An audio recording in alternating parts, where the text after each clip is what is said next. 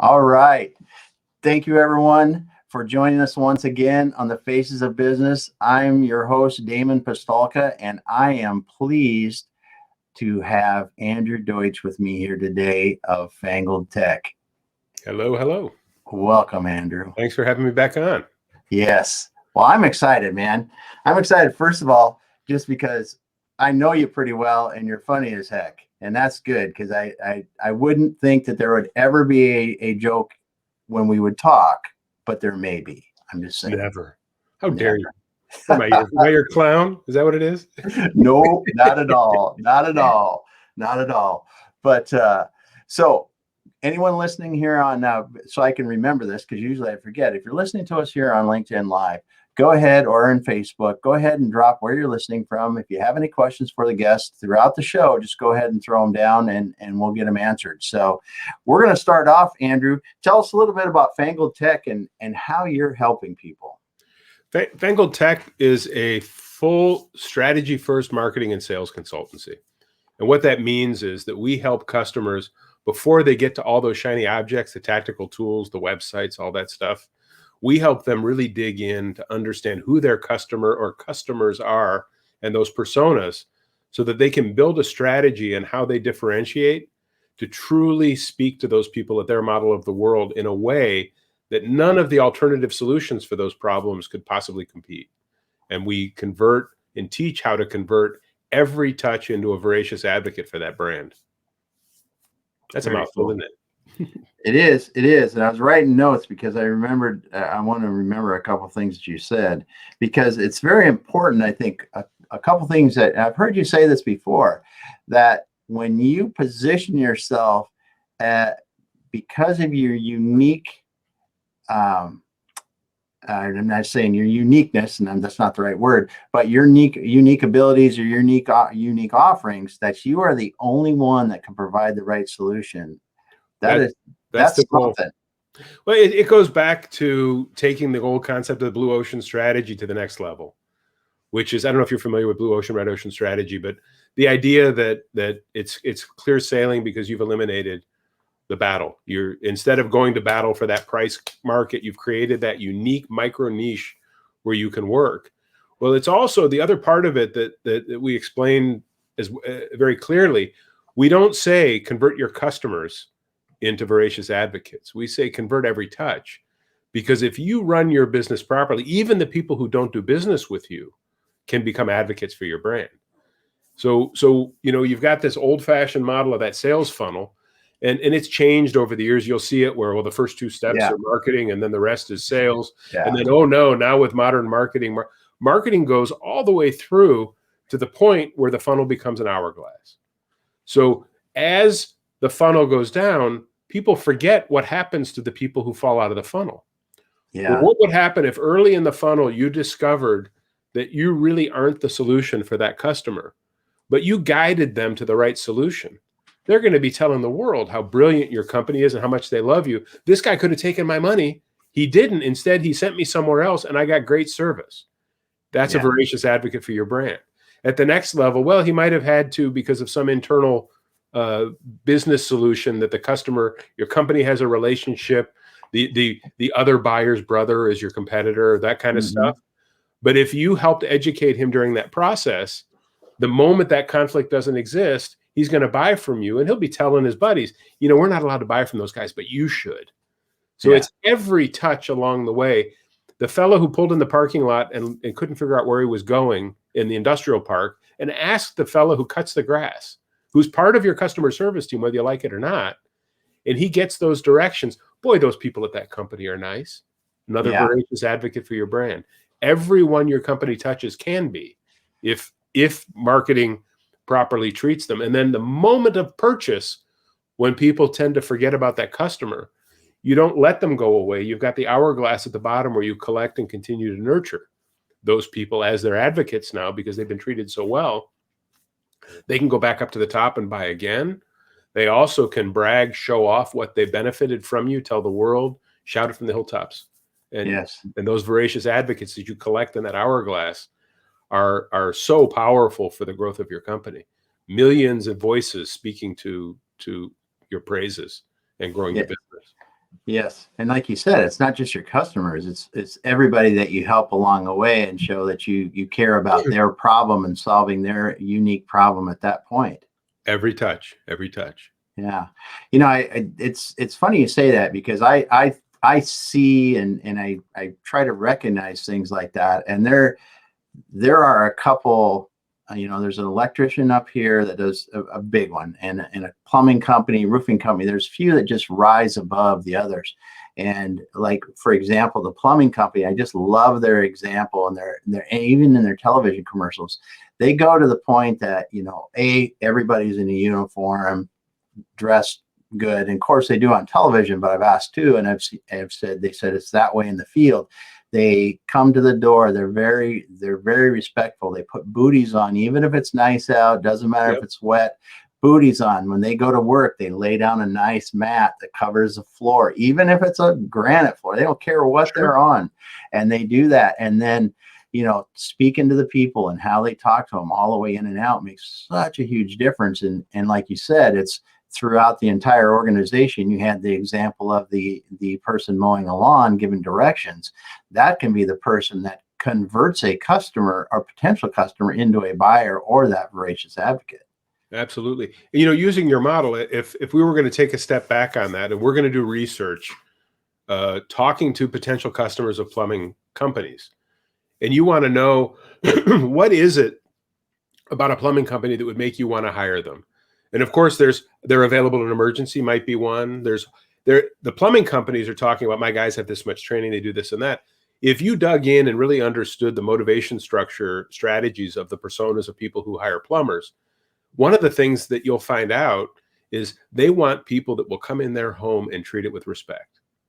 They want somebody that they can feel comfortable that when they're in the house, they're safe, they're secure, they're clean. There's a lot of things that you would find out. And as you test those against the market, you can figure out which 2 or 3 of those matter the most. Mm-hmm.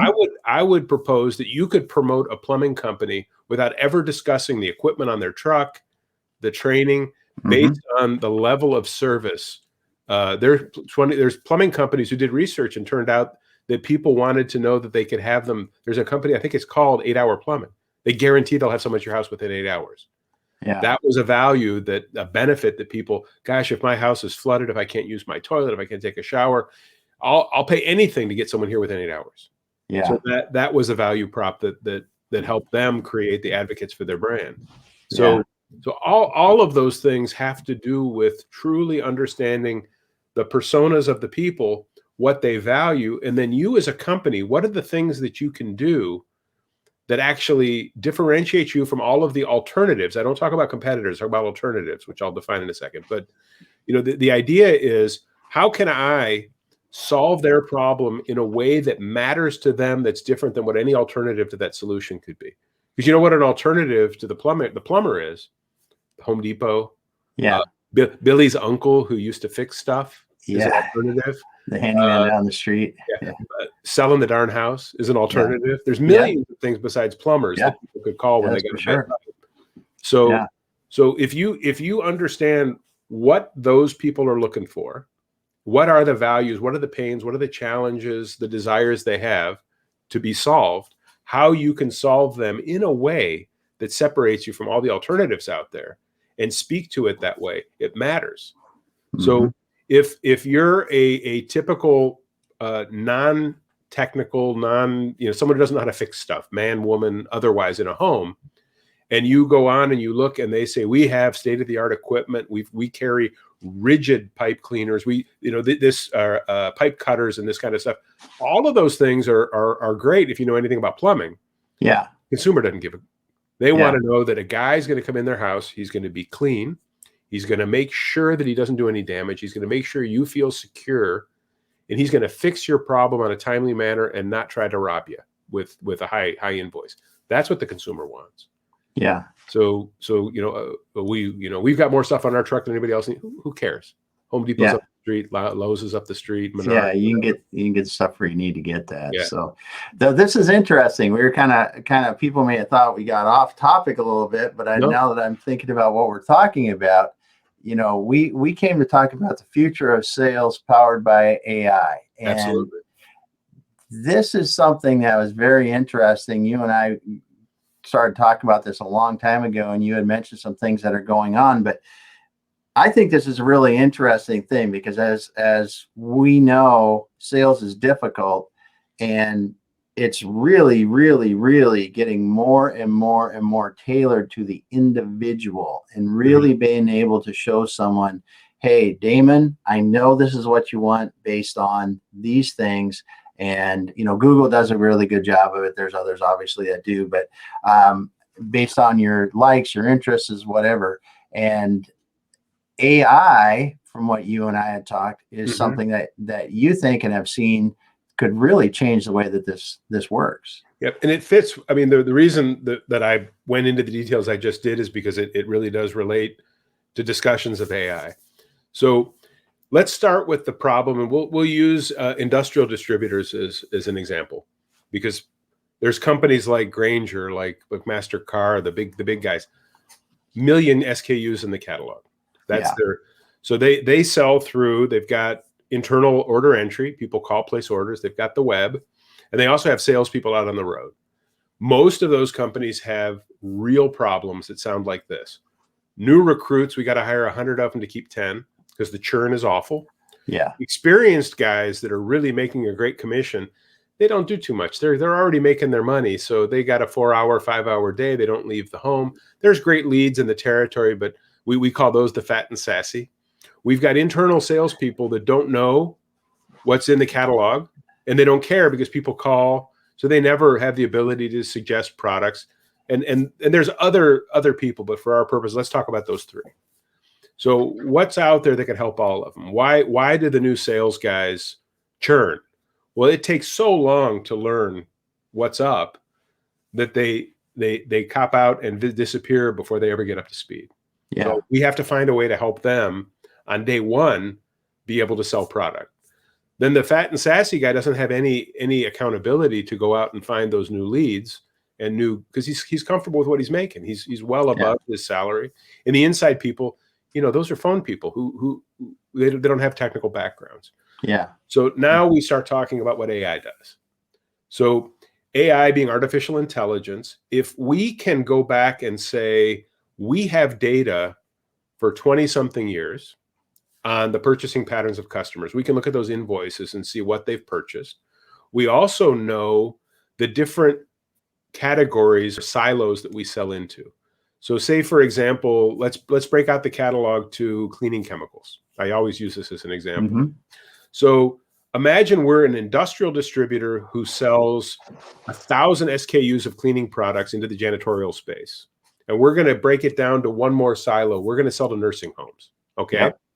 Well, there's different personas within the nursing home world. We've got the highly ethical. We love the elderly. We want them to have their final days be dignified and comfortable and wonderful. And at the other end of that spectrum, we've got that jerk who recognizes that housing old people can make money, and it doesn't matter if they die because somebody else will take the bet. I'm being a little cynical. Okay. Yeah. So if we've identified those and now we look at the product offering, we recognize they're going to have very different purchasing patterns. So we can take the data from, say, the last 5 years, after we've classified every existing customer. Are they this end of the spectrum or that end? What customer type are they? And then through an algorithm that we create, we then can understand the exact purchasing pattern. What were the first 3 items most likely to be purchased by people within that persona? What would be the Mm-hmm. next item? What items won't they buy? So we now have that data set. Now I don't have to train the salespeople to know how to go through the catalog to deal with those folks. They'll have basic understanding of the product and the functioning of the company. But we can actually give them a 2 or 3 question besides, hey, how you doing today? To understand, are you a 1, 2, 3, 4, or 5 persona? And in asking those questions, the AI is giving them the suggestion, where should I begin? What's the highest probability of product? Now, the reason AI is that it's not some sales analyst who figured this out a month ago and you're using that data. Sales guy talks to the customer, offers those 3. He says, you know what, only 2 of those matter. and the next customer the same too. The AI is constantly thinking, adjusting, and changing those parameters based on the yeses and the nos. Okay. Same Yeah. sales guy just took over a territory from a fellow who retired. He's going to be horrible at his first stop because they're so used to the previous sales guy. He was a champ. Yeah. Well, the AI is saying to him, this is what the customer's been buying all along. These are items they haven't bought for a while. So you certainly want to bring those up. But also, based on the probability, they've only been buying these 5 items for the last 3 years. Every other company within that persona that bought those 5 items also bought this and also bought that. Yeah. And on their first visit, they can start suggesting and broadening the purchasing pattern of that customer. So that's just the beginning of it. Yeah, and that's really something. And I'm going to stop just for a second because we've got Chris Webb's been weighing in on here. I think he did actually when we were talking about the plumbers. Is the big difference is us. People forget value comes from the person and their way of execution is what he meant. He had a subsequent message, but he's right. Absolutely. It's right, and you know, in terms of that plumbing example, it's taking the time to make sure that plumber, that person mowing the lawn, the people that are sweeping the floor in a place, as well as the people that are in accounting or engineering, understand that they're all part and they're all sales in the business. And you say that a lot, that everyone's a salesperson, whether they like it or not, and they're going to be good or bad depending on what you do. Yeah, we're all part of customer service. We're all part of the marketing team. Yeah, and that's the thing that I think that really is lost or understood by the better run companies. I mean, you look at some of them, and I look at this, and I was past it again this weekend. Chick-fil-A, right? Mm-hmm. Chick-fil-A has good sandwiches, right? But are they enough for me to wait in line for an hour for one? No. But that thing's got a line out the door every week. I go by it every weekend. And I think it's because they really work on their customer service and the way people talk to them. Yes, they have good food, and yes, they serve it at a reasonable price and all the other things. But when you're looking at some things, that little bit of differentiator in how you treat that customer is why people come back. Yeah, and they are a perfect example of a company that knows how to create voracious advocates. When they open a store, people wait around the block for to be the first. It's the same thing. Think about electronic companies like when a new Apple phone comes out. People are waiting around the block for something that they've never even held or know if it works. Yeah. They don't know if there's bugs in it. They're advocates. Yeah. Kids that are into brands like those off Nikes that they only make a certain number. Yeah. And they've created that value that they have to have it. They have to have it.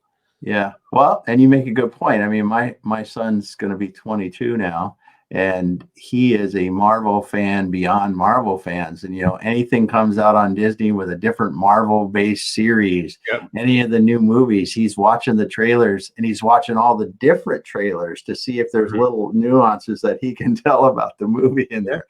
And these voracious advocates are all out there. Yeah, part of the spark that led me to the model was when I was a kid, just really into music. And there were certain artists that I was absolutely certain, no matter what they put out, I wanted it on the first day. I've never, there was no place to pre-hear anything. Yeah. I would go, and the joy of going home with that jacketed record and opening it up and reading it and putting it on the turntable for the first time, having no idea what the heck I was going to hear. Oh, wow. That level of fandom works in the B2B space too. Yes, it does. I'll tell you funny about years ago when I was in the industry. Many times I've had product lines that competed directly with the folks at 3M. And the one thing that buyers in 7, 8 different languages have said the same thing to me over the years is we're currently a 3M customer. Nobody ever lost their job by buying from 3M. And you wonder if that's something that 3M teaches their salespeople. I don't know, but I've got an alternative. We've tested it. It performs better, has a better price structure, better delivery. I'm not going to lose my job if I could keep buying from 3M. Should I take the risk? And that fits that model. Yeah.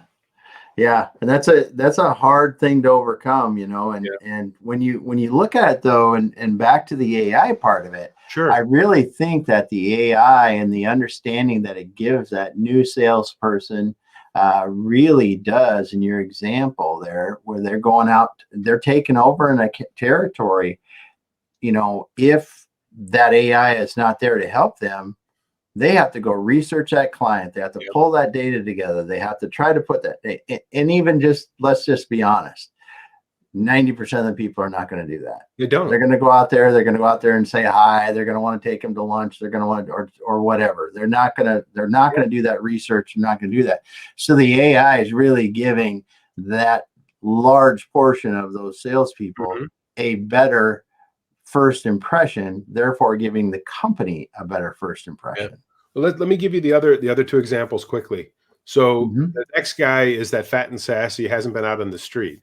Now the AI is tied into a CRM. When he gets up in the morning, he's going to be getting his customer lists and what he should be suggesting next. And he's going to be accountable for doing that. So that one customer he never bothered with, he's got to offer product X. And it gets him re-engaged in what's going on. The marketing team just recognized that there's 20 new nursing homes in the neighborhood.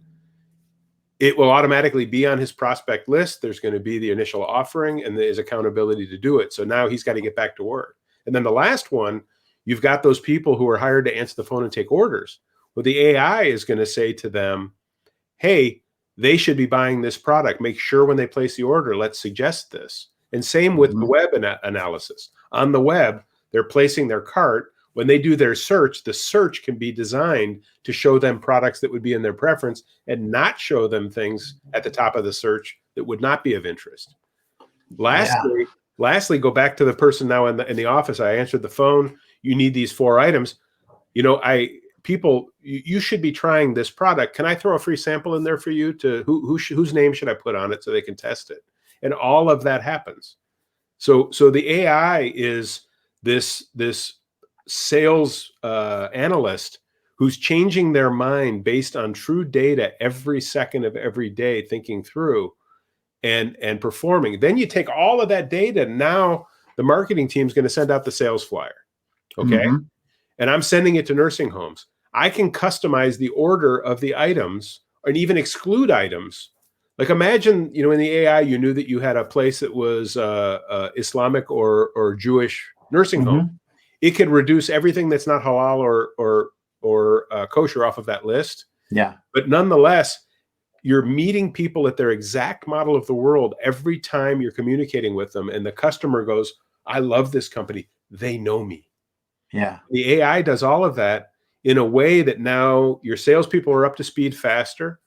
The fat and sassy guys are actually growing their territory, even though they haven't for a long time, because they don't have a choice. And they're making more money, so they're not going to complain about it. And your internal people are getting excited because they're actually making sales too, and they're more of a part of the profitability of the company. And we've seen where this AI has gone out, and we've watched horizontal growth with existing customers in the first months, 20 to 30%. Wow. Because that's what AI does. And by the way, it won't take over the world because we don't let it have guns. Yeah. It's yeah. Never give yeah. grenades to the AI. Well, I don't think that would be a good choice. I just think that it's interesting though, because it does things that we naturally are just not going to do. Well, it makes it naturally going to do. Great salespeople have been doing it for years. Yeah. Intuitive guys who know their product line front to back, who know their customers, have all that experience. The problem is, by the time you're that good, you've only got a few left in your career. And the new guys, are you going to take that guy off the street to try to train the young guys? And does a guy who knows that have the skill set to train? Because the skill set that makes you a brilliant hunter salesman probably doesn't make you a very good sales trainer. Yes. So the AI gets people up to speed so much faster, and your churn is going to drop. Well, yeah, that's what I was thinking too. It's got to make the sales job, I don't want to say easier because you're still selling, but it makes you be a better salesperson, allows you to be a better salesperson, not makes you, but allows you to be a better salesperson because you're more knowledgeable about the things that will truly help them with their challenges today. It adds your predictability. it makes you appear to be much more in tune with your product line than you would have been at that quickly to your customer. It helps you to show the customer that not only do you know them, but you know their business, so you can start to predict what's next and what works and what doesn't. But it also gives great feedback to the marketing team, the product development team, because those knows what doesn't work becomes far more obvious quicker to maybe we need to hone this product line. Maybe we need to release it. Maybe we need to grow it because it's being this successful. If you knew in real time, for example, imagine you were in the fragrance, you got 20 different fragrances for air fresheners. And in real time, you're seeing what's bought, what's not bought. You then could plan your production that, when we run that one, it sells, but not as much. Let's not make as many. Yeah. So and the data comes without turning your salespeople into darn clerks, where they're constantly doing paperwork and filling out forms rather than being in front of customers doing what or which is to sell. Yeah. Yeah. That's a whole nother subject. It is. That is. So what are some of the exciting things you see? We've talked about, you're going to help the new person, you're going to help the fat and sassy experienced salesperson got their territory nailed down. You're helping the inside people. So what do you really think is the next thing on horizon past that for what artificial intelligence is going to be able to help us with in sales? Well, the next step is through that learning process, it's really going to help with the future product development category. Because you'll notice that certain tendencies, but you'll notice them in real time. So for example, in that chemical industry, you've got really strong, nasty acrylic, what am I saying? Acidic and alkaline products for cleaning. And then you've got these new biosafe pH neutral products. So if you're noticing through the AI that as people are learning to educate folks and there's a trend towards them, you may want to eliminate certain products that are in the line and understand the trends based on that real-time purchasing. When you've got guys that are just selling what they're comfortable with, they never, if I've got a customer who's been buying bleach for 20 years to do cleaning, do I want to take the risk? Well, no, but the AI is telling me that I should. It's an incentive to try to bring them towards these other products. So there's a lot of things that sort of change who we are as those products develop and grow, that the AI helps us to lean towards. It also there's so many different aspects of how it benefits. I mean, just from the ability to forecast, the ability to recognize market trends in regions. You can look at it. It can be set so that for example, that customers use this particular product. They have a 90-day supply. They only have a 30-day supply of the other. You should get in touch before a competitor can get in the door. There's just so much that it can do to make you smarter as a salesperson. It's basically like your own personal assistant. Yeah, you're right, because more of a predictive model than you do. Yeah, and they're working 24/7 to help you be better. Yep. And it's, you just think of the things that you talked about, helping you get more relevant products and help them switch to more relevant products. You're talking about making sure you don't run out of products without, having to go in and do inventory just based on past usage. Yeah. And now let me with one more piece of that. So let's take it out of the nursing home scenario. We're now a company like, say, a Fastenal that has nails, they have fasteners, they have ladders, they have rags. Yeah. So tons of stuff. They have everything. Yeah. This AI is so intelligent that if you're dealing, let's say, with a roofing company who's been buying all their fasteners from you and certain tools, it can compare that to pages of the catalog you've never even looked at. 80% probability that these guys are going to buy rags. And there's a 90% probability that at some point in time, they're going to need a ladder. And it can look into areas within the catalog, because that's another issue. In these massive catalog companies, nobody knows all the pages, and most salespeople make their money selling a small percentage of the catalog, and they don't care about the rest of it. This forces the sales team to sell every page in the catalog because the AI is telling them to. So, who would have thought that if you told them, by the way, we have truck boxes, Mr. Roofer. Oh, mine's damaged. I need a new one. Yeah. How did you know? Well, I've got a 90 percentile chance that at some point you're going to need one because my data shows me that. Of course, you're not going to say that to the roofer because he's going to go, I don't have time for that. I got roofs to do. Yeah. But yeah. It expands into the entire product line. I remember when I was in the strapping industry, there were 2 pages that I made my money with, and all the rest of it was if it came up. Yeah. You know. So you're finding that AI would have helped you be a better salesperson if you were still selling today. Absolutely. Yeah. It's and in the same way that I talk about CRM. The day that the CRM reminded me that I hadn't followed up on a $1.2 million proposal for equipment in Venezuela, and the CRM went, "You haven't followed up." And I picked up the phone and called, and the guy said, "I'm so glad you called. I've been thinking to reach out to you. We got to make a decision today, and we have one doubt, and I need the answer." And I gave him the answer and closed the deal. And if it hadn't been for the ding that came from the CRM, yeah, I'd have been well, nobody would have known I didn't get the deal because of that, except for me. Yeah. But I got the deal. That's awesome. That's awesome. Well, Dan Bigger's got a funny comment here. Says, "When are you two not on a podcast or live? Don't you know, Dan? This is what we do all day. We just do this." No, that's well. We'll tell Dan that if he Venmos me $20, I'll shut up. Yeah, we'll get off. You Venmo us money. That's the deal. We're trying to get people to pay us not to be on. Yeah, but no, it's I'm really just awed by the thought of what this could do in so many different areas.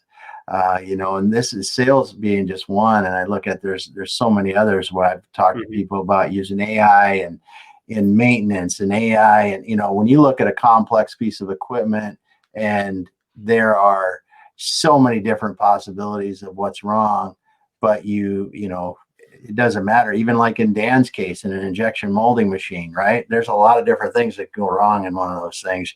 But if you could pull up an AI application that knew that machine and you said, this is what it's doing, and it just ran you right through the things, it's so incredible what these things can do now. Well, where the software becomes AI is when it's in real time thinking and making adaptations to benefit the outcome that you desire.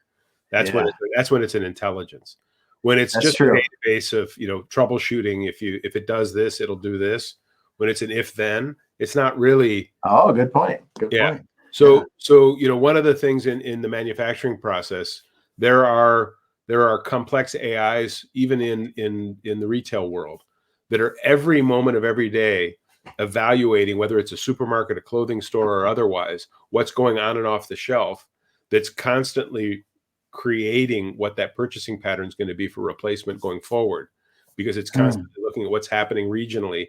And in that same AI could say, based on what we're seeing, we've been keeping inventory in Seattle and certain inventory in Los Angeles, and we're already seeing this trend, and we start to shift that inventory because we need more here and less there.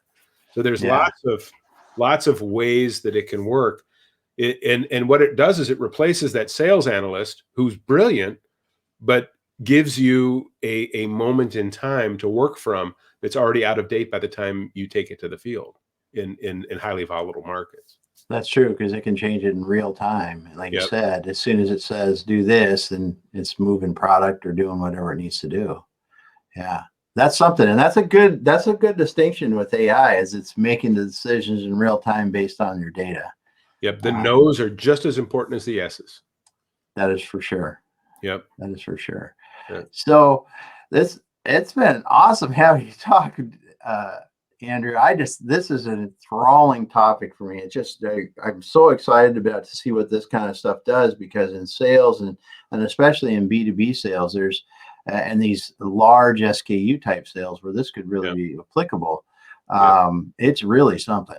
Yeah, anybody out there who has a distribution company that has over 200 into the thousands and millions of SKUs, that has at least 15, 20 people involved in the sales process, whether it's customer service, sales, inside sales, otherwise, this AI solution that we're working with, we have yet to see a solution where we don't see significant growth out of the box. Wow. And we would love to sit down with some of these bigger players like the Fastenal, Zorro, Granger, and that, because we know that this solution would completely turn their business upside down in a positive. Yeah. Yeah. So I got one question, because I work in this space a lot. Do you think that this would work with large SKU e-commerce sales? Absolutely. Absolutely. Yeah. Yeah. Because I mean, that you don't have the traditional salesperson, people are helping themselves, but Yeah. you could still do the same sort of recommendations based on the customer. Well, let's talk about big box stores like a Home Depot, Lowe's, Menards. Yeah. So it used to be you went in and you bought a gas grill, and then you go back on the website and they knew you bought a gas grill. They're suggesting gas grills. Yeah. I kind of have one. And Yes. then they got to thinking with their solution. Well, we know they have one. What do people who buy gas grills buy? They'll buy spatulas, they'll buy covers, maybe deck furniture, things like that. Well, if they were to incorporate what we do with AI within the Home Depot website, they would compare by who you are, all of the other items. And it may be that people who buy gas grills also have an 80% chance that they're going to remodel their bathroom. I'm pulling that out of the air. Yeah. And the sales flyers would show that. Also, the AI would keep understanding what you've purchased and what the life cycle of those items are. So if the typical life cycle of a refrigerator is 12 years, about 11 years in, they're going to start with their AI knowing that you're probably up for replacement.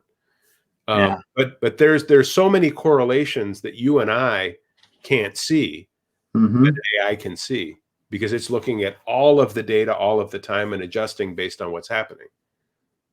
Yeah. So yeah, and That's amazing. It's just amazing. It's amazing when you think and it'll about it. influence your search too, so that the stuff that meets, if you're a guy who always buys the premium brands, when you do your search, it's not going to show you the generics. If you're a guy who's always a price shopper, they're going to show you what you like first and then the step up based on how the AI structures, based on who you are, what you bought in the past, and how you compare to other people who've had similar purchasing patterns. Yeah. Yeah. That's something. Yep. That's something. Well, Andrew, what have I not asked you that I should ask you about this AI solution? I know it is. I'm using it on you, man, because you use it and it's a great question. That's my question, you question stealer. IP thief. I heard it from the one I listened to yesterday of yours. So from the Fangled Cat? The Fangled Cat? Yeah. Yeah. The question that you didn't ask me is, how do people reach out and find me to set up AI or to look at their brand and really how to grow their business? Fangled Tech. You can check me out on LinkedIn. I link with anybody who's not trying to scam me with MLM marketing and Bitcoins. Yeah. And in all seriousness, people who have a need of benefit or that can benefit what I do mutually.